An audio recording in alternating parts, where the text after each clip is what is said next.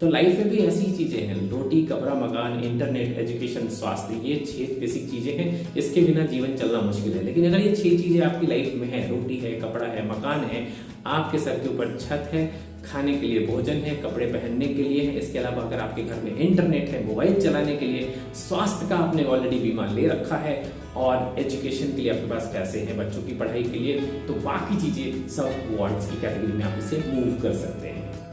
Financial stress एक ऐसा stress है जिसके बारे में सोच के भी मन दुखी हो जाता है, मन विचलित हो जाता है, कुछ करने का दिल नहीं करता। आज के इस वीडियो में हम ऐसे 6 स्टेप्स की बात करेंगे जिसे फॉलो करके न केवल आप इस स्ट्रेस से बाहर आ सकते हैं बल्कि धीरे धीरे आप फाइनेंशियल फ्रीडम की तरफ भी आगे बढ़ेंगे। जी हाँ, तो वीडियो को शुरू करते हैं।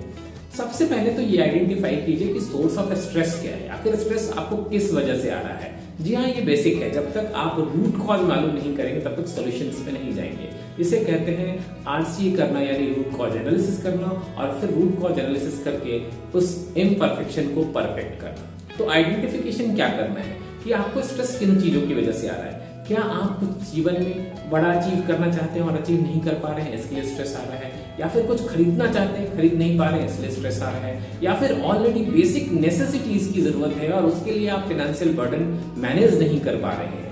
इसे मालूम करके सबसे पहले इसे नोट डाउन कीजिए, लिख डालिए।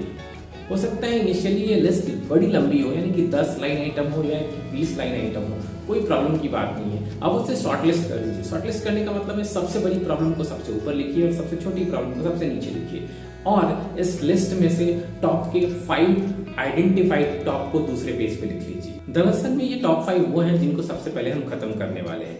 और ध्यान रखिए, ये जो लिस्ट है आपके पास परमानेंट बनी रहेगी तब तक जब तक ये पूरी तरह से खत्म ना हो जाए। इसे हर महीने के अंत में यानी 31 तारीख या 30 तारीख को रिविजिट करना है और चेक करना है कि क्या ये लिस्ट अभी भी वैसी ही है या इस लिस्ट में और कुछ एडिशन हो गया है या इस लिस्ट में से कुछ चीजें रिमूव हो गई है।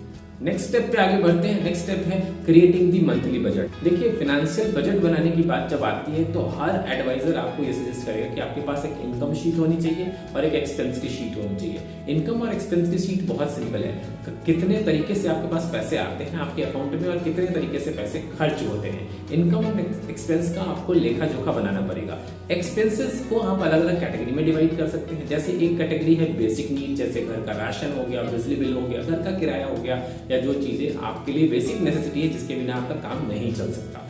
दूसरा इंपॉर्टेंट होता है पेमेंट्स। अगर आपके किसी पेमेंट्स देने हैं, किसी से आपने पैसे लिए उसे वापस करना है, आपने कुछ चीजें खरीद रखी है जिसका मंथली EMI जा रहा है, वो चीजें हैं जो कि सिक्योर लोन वाले होते हैं, जैसे कार ले रखा है, मकान ले रखा है, ये सारी चीजों के आपके EMI जा रहे हैं। और तीसरा है अनसिक्योर्ड चीजें, जैसे आपने आपके पास क्रेडिट कार्ड लिया हुआ है या फिर आपने पर्सनल लोन ले लिया है, उसके EMI हैं। तो इस तरीके से 3 अलग अलग कैटेगरी में आप डिवाइड कर सकते हैं। बेसिक नेसेसिटी, दूसरा है पेमेंट्स, तीसरा है जो कि इंपॉर्टेंट है अनसिक्योर्ड चीजें जिसको आपने ले तो लिया है लेकिन वो बर्डन के रूप में आपके सिर पे बैठा हुआ है। अब थर्ड स्टेप में आगे बढ़ते हैं। थर्ड स्टेप में आप इसे इवैल्यूएट कीजिए। जितने भी एक्सपेंसेस हो रहे हैं वो आपकी नीड है या वांट्स है, या फिर जिसकी वजह से आपको बर्डन फील हो रहा है वो आपकी नीड है या वांट्स है। बहुत सिंपल है। नीड का मतलब होता है जिसके बिना काम नहीं चल सकता, वांट का मतलब होता है हम अपने लाइफ को और बेहतर करना चाहते हैं। जैसे केक के ऊपर अगर आप आइसिंग करते हैं केक और बेहतर हो जाता है, चेरी लगाते हैं और बेहतर हो जाता है, डिफरेंट फ्लेवर डालते हैं और बेहतर हो जाता है। लेकिन नीड तो दरअसल में केक की होती है ना, बर्थडे में केक कटिंग करने के लिए।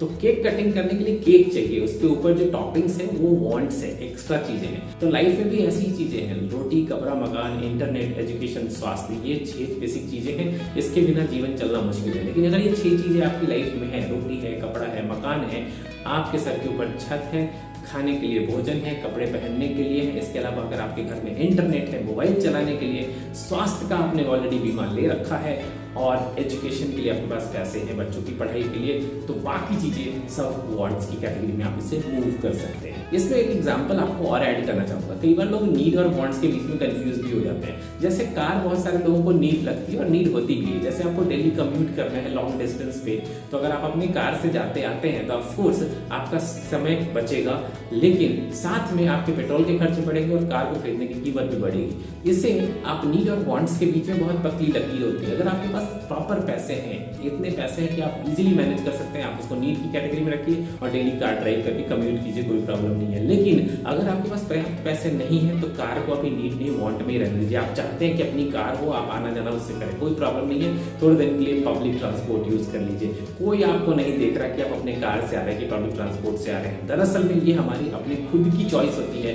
कि हम पब्लिक ट्रांसपोर्ट यूज करते हैं या अपनी खुद की कार यूज करते हैं। अब आगे बढ़ते हैं अगले स्टेप में, step number 4, create an emergency fund. देखिए इमरजेंसी फंड तो होना ही चाहिए। इमरजेंसी फंड यूजुअली कहा जाता है 6 महीने से लेकर 18 महीने तक के बीच का पैसा आपके पास होना चाहिए, जो आपका मंथली खर्च है, और एक दिन में बिल्ड भी नहीं होगा, धीरे धीरे बनेगा। तो इसलिए थोड़ा थोड़ा पैसा जमा करते जाएं, क्योंकि दरअसल में आपको स्ट्रेस इसीलिए होता है क्योंकि आपको ये लगता है कि मेरे पास पैसे है नहीं, अगर कुछ इमरजेंसी आ गई तो कैसे खर्च करूंगा, या अचानक कभी कुछ इमरजेंसी आ जाती है तो आपके पास बहुत सारा बर्डन आ जाता है, या तो आपको किसी से पैसे उधार लेने पड़ते हैं या फिर कहीं और से लोन लेना पड़ता है। तो ऐसे कंडीशन में थोड़ा थोड़ा करके इमरजेंसी फंड बिल्ड करना शुरू कर सकते हैं। हो सकता है कि इनिशियली आप बड़ा पैसा जमा ना कर पाए, लेकिन इनिशियली अगर आप 5,000 10,000 रुपए से भी शुरुआत करते हैं तो एक समय ऐसा आएगा कि आपके पास ठीक ठाक अमाउंट जमा हो जाएगा। अब आगे बढ़ते हैं, फाइनेंशियल स्ट्रेस का सबसे बड़ा कारण जो कि है आपके डेट्स। कई सारे डेट्स होते हैं, कई बार आप पर्सनल उधार लेते हैं, दोस्तों से लेते हैं, फैमिली मेंबर्स से लेते हैं, कई बार आप बैंक से भी उधार लेते हैं। और अगर इस तरह के कोई भी उधार है अगर आपके हैं, चाहे वो क्रेडिट कार्ड का हो, पर्सनल लोन हो, होम लोन हो, कार लोन हो, किसी प्रकार का लोन है, उसको जल्दी से जल्दी खत्म करने का तरीका अपनाना होगा। सबसे पहले उसे डिसेंडिंग ऑर्डर में लिखिए, यानी कि सबसे ज्यादा रेट ऑफ इंटरेस्ट जिसका जाता है वो टॉप पे आएगा और सबसे कम रेट ऑफ इंटरेस्ट वाला डेट सबसे नीचे आएगा। सबसे ज्यादा रेट ऑफ इंटरेस्ट वाले डेट को सबसे पहले पेमेंट करना शुरू कीजिए। क्रेडिट कार्ड पे अगर आपने कोई डेट ले रखा है, थोड़े दिन के लिए, 1 या 2 महीने के लिए जरूरत अगर लगती है आपको, तो मिनिमम पेमेंट पे जाइए और जो पैसे बच रहे हैं ज्यादा रेट ऑफ इंटरेस्ट वाले डेट के लिए रीपेमेंट कर दीजिए। और इस तरीके से धीरे धीरे आप सारे डेट को खत्म करते जाइए और गांठ बांध लीजिए, लिख लीजिए कहीं पे कि नया लोन आप नहीं लेंगे जब तक कि आप पहले की डेट क्लियर नहीं कर देंगे। अगर आपका होम लोन चल रहा है, आपका कार लोन चल रहा है, एक बार रिवैल्यूएट कीजिए कि क्या आपको सच में उस होम लोन की जरूरत है, उस कार लोन की जरूरत है। अगर नहीं है, थोड़ा बुरा लगेगा, दिल पे चोट लगेगी, लेकिन मैं कहूंगा बेच दीजिए। बेच देंगे वो बर्डन खत्म हो जाएगा, उस पेमेंट को आप कहीं और क्लियर करेंगे और फाइनेंशियली फ्री जिएंगे। यानी कि आपके सर के ऊपर अननेसेसरी का बर्डन नहीं होगा कि मैंने होम लोन ले रखा है, हर महीने का 50,000 का मेरा EMI जाता है, मैंने कार ले रखी है 20 लाख की, हर महीने का 25,000 रुपए का अननेसेसरी का EMI जा रहा है। कुछ दिन अगर आप 6 महीने बिना कार के भी चल लेंगे कोई प्रॉब्लम नहीं है, लेकिन वो जो रुपए आपके वापस आएंगे कार को सेल आउट करने के, वो पैसे आप कहीं और लगा के थोड़ा डेट फ्री हो सकते हैं। Last but not the list, point number 6, अगर ये सब करने के बाद भी अगर आपको लग रहा है कि आप अभी भी फाइनेंशियली फ्री नहीं दिख रहे हैं, आपको बर्डन फील हो रहा है, अभी भी स्ट्रेस कम नहीं हो रहा, जैसी लाइफ चल रही थी वैसी चल रही है, यानी कि अभी भी कुछ ना कुछ गड़बड़ हो रही है, तो क्या करना पड़ेगा? बट ऑब्वियसली आपको फाइनेंशियल एडवाइजर के पास जाना पड़ेगा। हो सकता है वो 5,000 रुपए आपसे चार्ज करे, हो सकता है आपसे 10,000 रुपए आपसे चार्ज करे। यकीन मानिए 5 या 10,000 रुपए का चार्ज देना इज फार बेटर देन कि आप इंडिविजुअली मैनेज करने की कोशिश कर रहे हैं लेकिन मैनेज नहीं कर पा रहे हैं, प्रॉब्लम में फंसते जा रहे हैं। बहुत सारे लोग ऐसे हैं जो प्रोफेशनली ऐसा काम कर रहे हैं और ट्रस्टेड भी हैं। ऐसे ट्रस्टेड लोगों के संपर्क में जाइए। यकीन मानिए एक बार आप इसे इस्तेमाल करेंगे, उसके बाद जब आप स्ट्रेस से बाहर निकलेंगे ना, तो आप जिंदगी भर के लिए स्ट्रेस फ्री रहेंगे और लोगों को भी एडवाइस करेंगे कि किस प्रकार से आप डेट से बाहर निकल सकते हैं, किस तरह से फाइनेंशियल स्ट्रेस से बाहर निकल सकते हैं। तो अगर आप भी फाइनेंशियल स्ट्रेस में थे, इन 6 स्टेप्स को फॉलो करके देखिए, इससे बेहतर और कोई नहीं बताएगा आपको। उम्मीद करता हूं आपको मजा आया होगा ये सुन के। मिलते हैं ऐसे ही बेहतरीन वीडियो में एक बार फिर से, तब तक के लिए आपको नमस्कार। आपको ये वीडियो कैसी लगी कमेंट बॉक्स में लिख के बताइए। अगर आप ऐसे ही बेहतरीन वीडियो चाहते हैं फाइनेंस पे, एजुकेशन से या किसी भी क्षेत्र से रिलेटेड जिसमें आपका इंटरेस्ट है, तो उसे कमेंट बॉक्स में लिख के बताइए। हमारी कोशिश रहेगी कि उसे अगले 24 घंटों के अंदर आपके लिए बेहतरीन वीडियो के रूप में प्रस्तुत किया जाए। अगर आप मेरे चैनल पे पहली बार आए हैं तो प्लीज सब्सक्राइब करना मत भूलिएगा, इससे मुझे प्रोत्साहन मिलता है। वीडियो पसंद आया हो तो लाइक कीजिए। साथ में आपसे एक रिक्वेस्ट है कि इस वीडियो को कम से कम एक ऐसे व्यक्ति के साथ शेयर कीजिए जिनके बारे में सोच के आपको लगता है कि ये वीडियो उनके लिए हेल्पफुल हो सकता है।